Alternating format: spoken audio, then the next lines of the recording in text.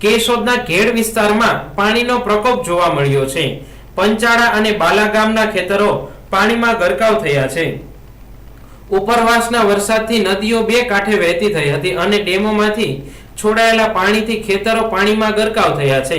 જ્યાં જુઓ ત્યાં પાણી જોવા મળ્યું છે।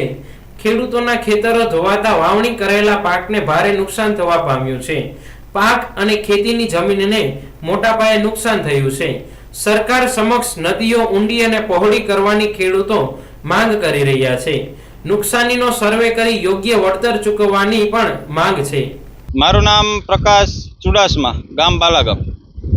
અને કાયમી માટે અમારા નુકસાની તો છે જ, કારણ કે જ્યાં સુધી નદી ઊંડી પોળી નહીં થાય ત્યાં સુધી ખેડૂતના પૈસા હેઠા ઉતરવાના નથી।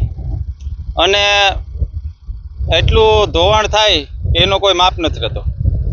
ખેડૂત દર વર્ષે રેવલ કરે, ખેતરોમાં હમા કરે, ધોઈ નાખે, પાછું ચોમાસું આવે સેલ આવે એટલે પાછી ખેતી કહે।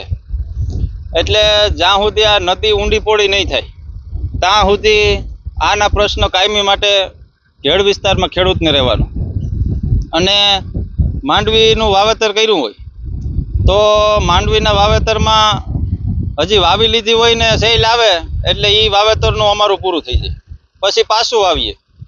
એટલે આવું તો 2 વારે માંડવી વાવવી પડે, 3 વારે વાવવી પડે, આનું કોઈ નક્કી ન રહે।